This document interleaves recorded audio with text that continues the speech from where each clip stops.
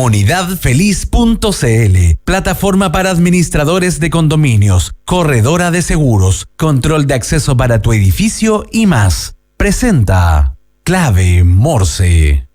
Ahora, en la 92.9, te entregamos la información y el análisis de los principales hechos que mueven los mercados financieros de Chile y el mundo. Clave Morse. Decodificamos los conceptos económicos para el ciudadano de hoy. Daniel Fajardo y Felipe Reyes analizan la actualidad económica y sus conexiones con la política, el medio ambiente, la tecnología y más. Bienvenidos a Clave Morse.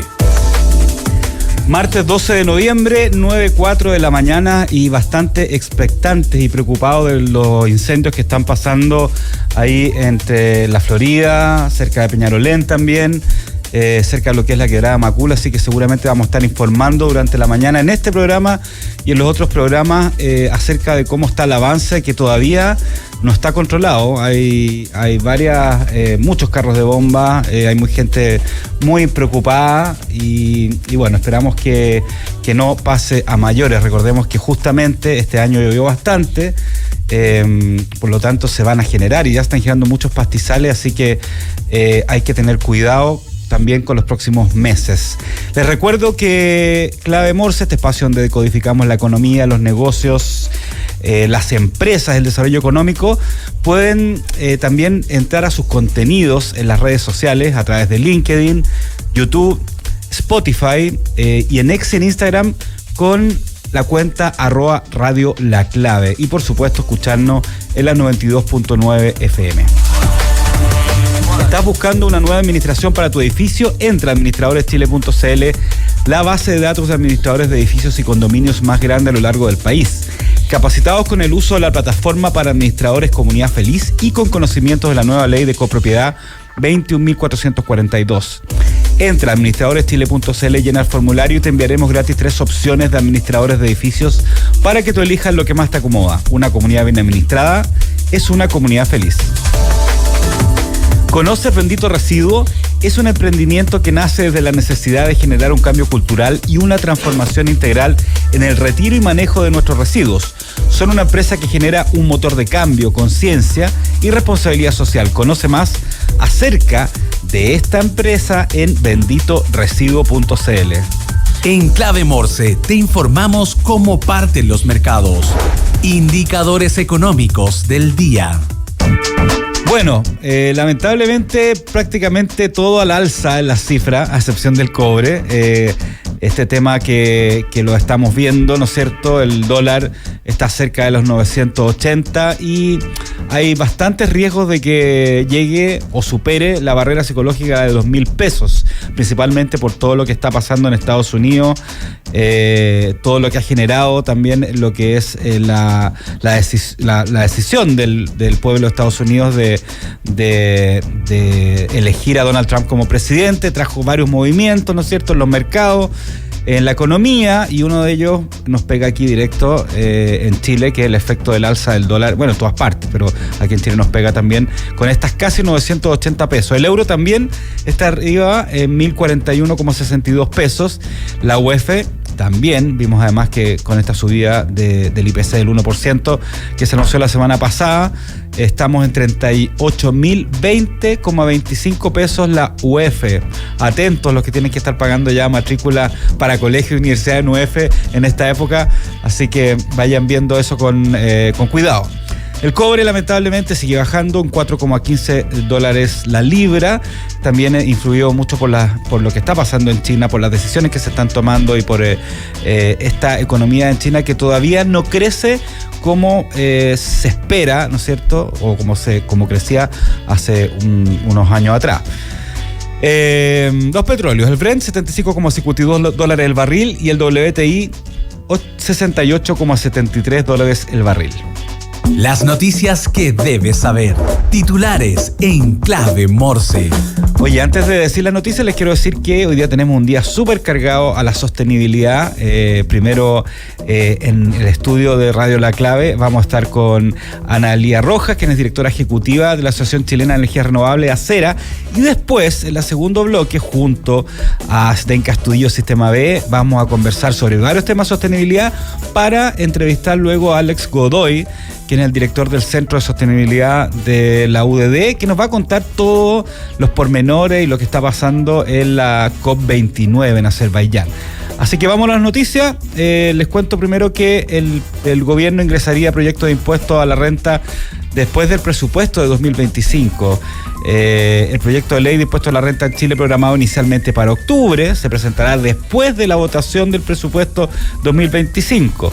Según anunció el gobierno, la propuesta busca reducir el impuesto de primera categoría y establecer una tasa especial para las pymes, ¿ya? Ahí está, de alguna forma, lo más importante, lo más relevante dentro de esto, en las pymes, que piden que la tasa corporativa no supere el 17%.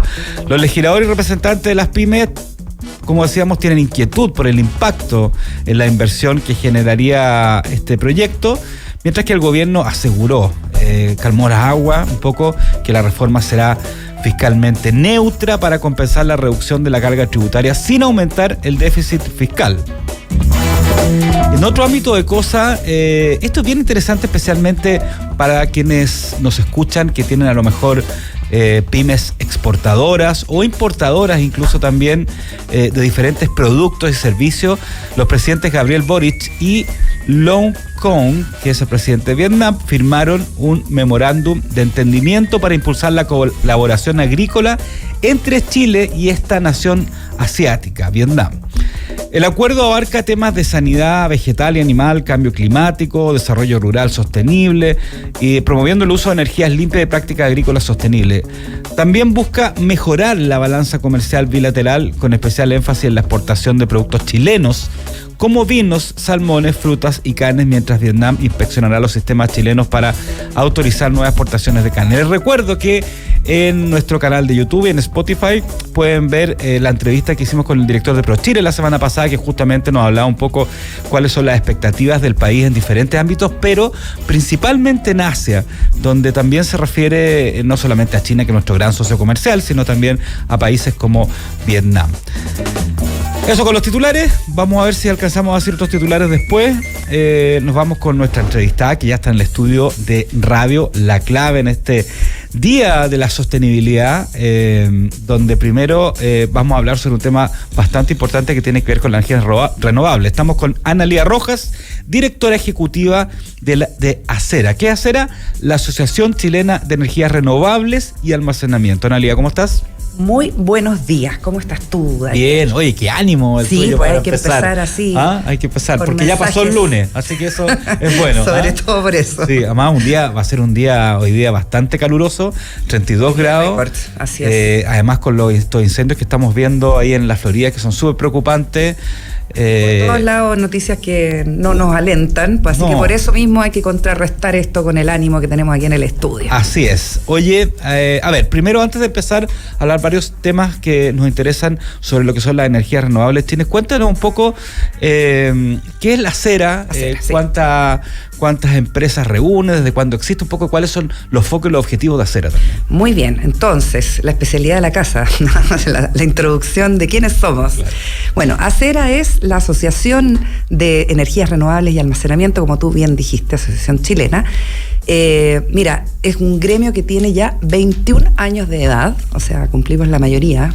Este año, hace pocas semanas atrás, celebramos nuestro 21 aniversario con una cena que reunió, yo te diría que a toda la industria y también a quienes se relacionan con esta industria de la transformación energética en el sector eléctrico.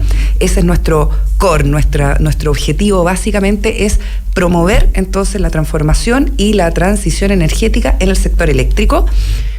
tenemos 153 socios que son empresas, ojo, aquí nos dan alianza, hay otros gremios que hacen una pillería ahí porque ponen a las alianzas, pero nosotros somos empresas que forman parte de nuestro gremio y empresas que están en toda la cadena de valor del sector eléctrico. O sea, tenemos tecnólogos importantes que son aquellos que fabrican, ¿no?, los equipos, todo aquel, en el fondo, solución que permite entonces hacer esta transformación hacia las energías renovables, el almacenamiento y toda fuente de generación con bajas emisiones. Luego tenemos generadores también, que son aquellos que producen la energía eléctrica, y todas aquellas empresas o compañías que contribuyen entonces a hacer que este ecosistema funcione. Ingenierías, compañías de servicios, abogados, bueno, un cuanto hay respecto de cómo se hace esta transformación, que básicamente es, en simple, transformar nuestra forma de generar electricidad desde lo fósil hacia aquellas energías de bajas emisiones o de emisiones cero, como son las energías renovables y el almacenamiento, o sea, eso que nosotros conocemos como las baterías. Ese es nuestro objetivo. Entonces, obviamente tenemos objetivos de promoción de nuestras plataformas, digamos, de socios en sus negocios, siempre apuntando a que esto sea un ecosistema sano, competitivo, que en el fondo también movilice la economía del país, porque te estaba escuchando, Daniel, dentro de las cifras que diste al principio, esas cifras que nos preocupan, el alza del dólar y todo, pero yo creo que hay dos que son fundamentales dentro de las atenciones y focos que tenemos que tener ahora en el cortísimo plazo. Uno, el IMASEC 0%. Sí, bueno, hemos hablado harto de eso, no lo mencioné ahí para no seguir atacándonos. Eso es, o sea, yo creo que eso es crítico. Sí. Un IMASEC 0% es, o sea, la fiebre, ¿verdad?, del enfermo, y lo otro es la inflación del 1. O sea, el 0,1 es lo que yo diría que tenemos que tener foco y atención. ¿Y por qué entonces es tan importante hablar del mundo de las renovables, del mundo de la industria que nosotros promovemos desde Acera? Porque es hoy día, sin duda, junto con la minería, uno de los sectores que está haciendo crecer al país. Y si este sector no crece, entonces le ponemos otra presión a la economía en términos de un decaimiento de economía que no queremos que suceda. Ya, y súper importante lo que está diciendo, que voy a colgar de eso, y quería entender un poco, porque las cifras que estamos hablando, el IMASEC de 0%, el IPC de 1,1, ¿no es cierto?, este crecimiento que ya no vamos a alcanzar al 2,6, ¿cómo influye esto específicamente? Porque es fácil entender cómo influye a industria, otro tipo de industria que tienen que ver a lo mejor con el retail, con el comercio, cómo le influye a la gente en los bolsillos, pero cómo influye esto en la industria de la energía renovable y en las inversiones, pensando al 2025 y a lo mejor para más adelante, que estas no son decisiones que se toman la noche a la mañana, ¿no es cierto? Hay todo un tema de inversiones hacia adelante, hay todo un tema de permisología. También son decisiones que son de mediano plazo. ¿Cómo estas cifras influyen en la inversión de las energías renovables, ya pensando a lo mejor en el próximo año y los años que vienen? A ver, huevo o la gallina, ¿no? O sea, aquí tenemos que distinguir. Yo soy economista de formación, así que entramos en una materia que a mí me gusta desarrollar para poder entender la relación entre este sector, que es un sector que se está transformando. Yo creo que eso es sumamente importante, entender por qué se está transformando, y ahí tenemos en fondo un entendimiento del punto de vista económico. O sea, las energías renovables y el almacenamiento terminan siendo fuentes de generación eléctrica más baratas que cualquier otra, que además especialmente tenemos que importar, ¿ya? Claro. La importación de combustibles fósiles en Chile, ¿tú sabes cuánto representa el abastecimiento, el suministro de energía fósil de toda nuestra matriz energética? Ojo, voy a irme a la matriz energética. Todos los consumos energéticos que nosotros tenemos, un 64% es abastecido por fósiles. Y eso, más allá de que el número sea un número alto y te llame la atención, tenemos que transformarlo en costos, en gasto. ¿Sabes cuánto representó en el año 2022, que fue la cifra más crítica, digamos, de gasto en importaciones de combustibles fósiles? 22.500 millones de dólares. Son 8 puntos del PIB. Claro. Que nos gastamos en un año por importar combustibles fósiles. Una de esas porciones de combustibles fósiles va a la generación eléctrica, claro, pero hay otra muy importante que va, por ejemplo, a nuestro transporte, a cómo nos movilizamos, transporte público, transporte privado, individual, pero también las industrias que tienen usos directos de fósiles. Entonces, el objetivo es tratar, más allá de los objetivos climáticos, que también, por cierto, son muy importantes hoy día, Hoy día lo que estamos tratando de hacer es eficientar y dejar de gastar en combustibles fósiles, que son además importados, para tener además también autonomía y ser independientes energéticamente, para poder reemplazarlos por fuentes que además, adivina qué, no tienen costo desde el punto de vista de su fuente, o sea, el sol, el viento, claro, el uso de la hidroelectricidad de pasar, todo eso termina teniendo en el fondo un costo cero. Entonces, esa es la mayor de las transformaciones que se hace más bien por un driver, vamos a decir, o sea, el impulso, el origen de este impulso es económico, es de la conveniencia económica que está a hacer esta transformación. Le aprovecho a contestar a Luis Larraín, que hoy día hizo una columna en EF, sí, que habla de la transición energética y un poco como que instala la idea de que esto es una imposición del punto de vista cuántico, ¿no? De cantidades de reducciones de CO2, dice que en el fondo es un enfoque inadecuado, etcétera. Y yo le quiero decir lo siguiente a don Luis. Esta transformación se ha hecho principalmente por un driver económico, o sea, las energías renovables son más baratas, son más eficientes y en sus combinaciones posibles, hidroelectricidad, solar, eólica y cualquier otra energía renovable, ¿cierto?, de costo cero, va a ser indudablemente ese el motivo por el cual vamos a transformar la economía hacia una economía cero carbono. Ya, y volviendo un poco a la pregunta anterior y también conectándolo a lo mejor con esta crítica que le haces tú a Luis Larraín en su columna, ¿cómo está hoy en día el panorama para seguir invirtiendo en energía renovable? No solamente tomando el tema económico, sino también tomando en cuenta el tema de permisología, el tema de certezas, ¿no es cierto? Sí. Ha habido muchas críticas cuando el gobierno y el ministro Pardo propuso esta propuesta para adicionar recursos al ¿cómo se llama? Al tema eléctrico, al subsidio eléctrico. Una parte era el IVA, ¿no es cierto? Otra parte eran los impuestos verdes y otra parte era esta contribución de los PMGD, y se produjo todo un tema en la industria eléctrica de que aquí ya no hay certeza. Entonces, ¿cómo todos estos elementos están influyendo, como te decía, en las posibles inversiones de energías renovables de aquí en los próximos años? Ya, entonces vamos a hacer un recap, porque es mucha información además para la audiencia, para que tenga un buen seguimiento de la coyuntura de lo que estamos en el fondo en la discusión con el Ejecutivo, con el Parlamento, por cierto, con todos los actores que formamos parte entonces de cómo esto se tiene que, entre comillas, organizar. Hace 4 años, tú recordarás que en pleno estallido social, ¿no?, y después la pandemia, se acordó, y vamos a decir se acordó entrecomillado, porque la verdad es que fue más bien una medida de urgencia, congelar las tarifas eléctricas en el componente de la generación para, evidentemente, no presionar, ¿cierto?, aquellos que en ese momento, ya sea por la situación económica del país, le era muy complicado, ¿cierto?, pagar una cuenta eléctrica que fuese ajustada según los indicadores o indexaciones que los contratos a nosotros, los clientes regulados, tenemos. Claro. ¿Ok? Entonces se congeló eso, y se congeló 2 veces. ¿Ya? Y ese congelamiento fue de una envergadura tal que comenzó obviamente a afectar las señales de inversión, principalmente de aquellos generadores que están haciendo esta transformación, reemplazar los fósiles por los renovables, y la verdad es que ya empezaron entonces ahí los ruidos de cómo íbamos a proseguir la senda de inversiones que es necesario de realizar para poder reemplazar los fósiles de la generación eléctrica.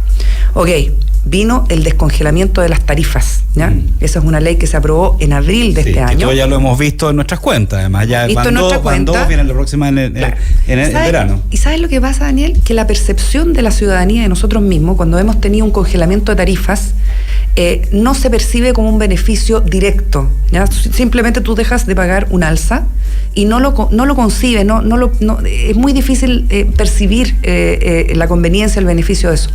Pero lo que sí percibimos es cuando se ajustan las tarifas al alza. Claro. Y ahí todo, entonces decimos que nos duele un poco el bolsillo. Ok, como eso sucedió y viene esta alza a enero, vamos a completar 3 alzas, a enero de un 60% de nuestra tarifa regular en promedio en Chile.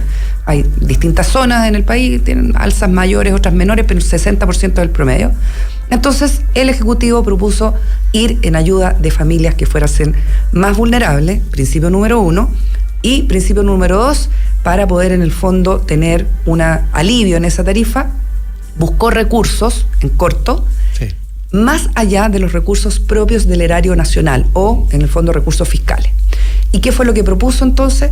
Ir a solicitarle en el fondo y más bien afectar al sector privado, y especialmente a ese segmento que tú decías, al sector eléctrico, los generadores y también los pequeños medios de generación distribuida, PMGD, a que pusieran, entre comillas, un aporte para este subsidio eléctrico. En corto, ¿qué es lo que pasó? La dimensión del subsidio era para, en principio, propuesto por el Ejecutivo, de 4.700.000 hogares. Ojo, hogares. De los cuales hay ya, por la primera ley que se aprobó en abril, un financiamiento para 1.600.000 familias, ¿ok? Y eso se financiaba nuevamente con $20 millones del Estado, más $100 millones anuales de los clientes libres, fíjate, de los clientes grandes, en favor de los pequeños. Eso entonces pareció insuficiente en la discusión con el Senado y el Parlamento, y el Ejecutivo entonces tuvo que ir a buscar más recursos para ampliar el subsidio. De ahí salen las 4.700.000 familias. O sea, de 1.600.000 familias pasamos a 4.700.000 familias en el objetivo de financiar. Empezó la discusión de dónde sacábamos esos recursos para financiar ese volumen de hogares. Y la verdad es que Hacienda rápidamente dijo, aquí no hay más dinero del fisco, y si hay, va a ser una porción muy pequeña, y entonces empezamos en las discusiones. ¿Qué es lo que en el fondo más bien planteamos desde Acera? A través del alza de las tarifas eléctricas, que viene, a propósito de este ajuste que te explicaba, se va a recaudar más IVA. ¿Ok? Sí. Y ahí hay un número. Sí, ahí eso es una parte. Es una parte. Pero el Ejecutivo dijo, esto es insuficiente, tenemos que ir a buscar más recursos que no sean solamente del alza del IVA por el ajuste de precios. Entonces hizo estas dos propuestas, PMGD y ir a la afectación de los generadores renovables en sus contratos regulados. Y la PMGD fue la que generó más polémica, digamos. Eso fue claramente el punto más complejo del punto de vista de señales de inversión. ¿Por qué? Porque altera reglas del juego que son muy importantes, las reglas de la regulación, que en el fondo este sector lo que siempre ha pedido, como todo sector económico que quiere hacer inversiones a largo plazo, es que sus reglas y en el fondo definiciones de cómo se hacen las inversiones, de cuánto es la remuneración, cómo se relacionan los agentes del sector, sean estables, ¿ok? Y ahí entonces vino la primera polémica, como tú bien dices, porque se empezó a afectar el ánimo de las inversiones en ese sector particular de los pequeños medios de generación distribuida.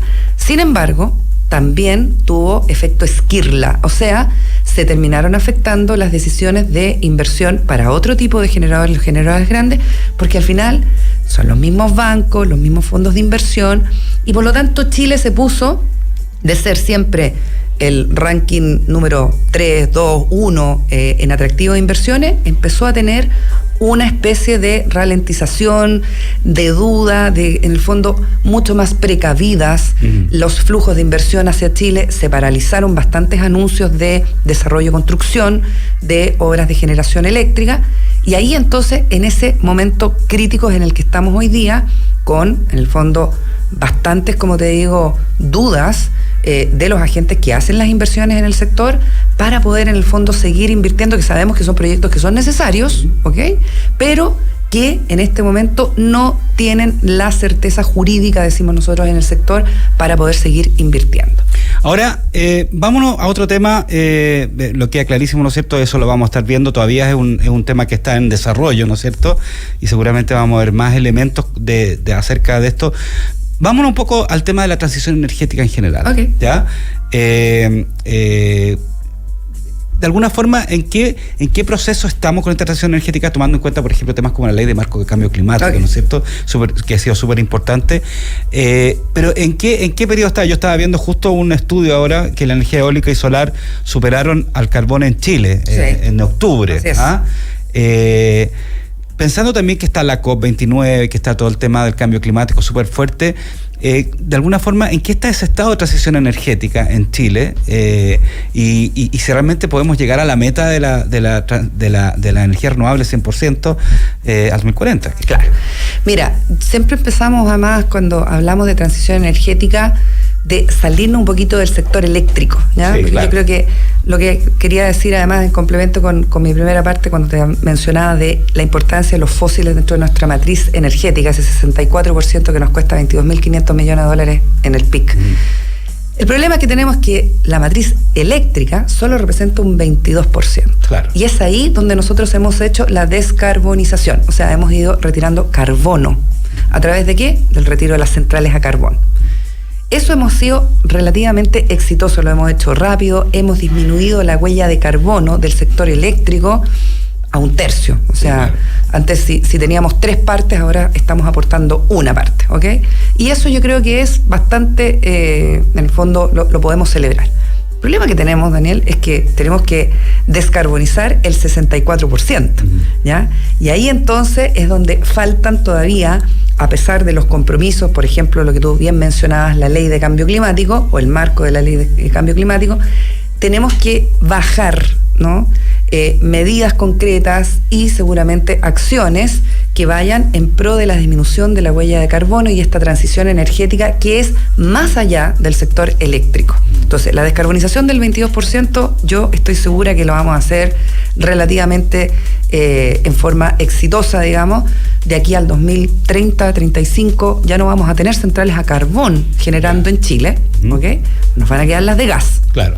Pero la verdadera huella de carbono, ¿dónde está? En el resto de la matriz energética, en ese 64% que además nos cuesta plata y no nos da la independencia energética que necesitamos. Así que esa es una evaluación, yo te diría, no viendo ni el vaso tan vacío, pero tampoco tan lleno como de repente solemos, lamentablemente ahí un poco autocomplacientemente, claro, celebrar cifras como por ejemplo esa que tú dijiste, oye mira, entre la generación eólica y la solar se supera la del carbón. Pero es que el carbón va para abajo, o sea, es obvio, ¿me entiendes? Y estamos metiendo muchos proyectos de energía eólica y solar, producto, como tú también muy bien decías, de la inercia que tienen las inversiones en el sector de generación eléctrica. Son decisiones generalmente tomadas con muchos años, 5, 8 años, porque viene todo el problema de las permisologías, enfrentarse en el fondo a cumplir los estándares, ¿cierto?, que Chile hoy día tiene, que no son bajos, son más bien altos, y yo te digo que con todas sus letras, la burocracia que hay en torno a la obtención de permisos que todos queremos que sean lo más, en el fondo, eficientes, pero que algunas veces nos entrabamos en la obtención de esos permisos porque no tenemos un sistema de permisos alineados con el objetivo de la transformación energética.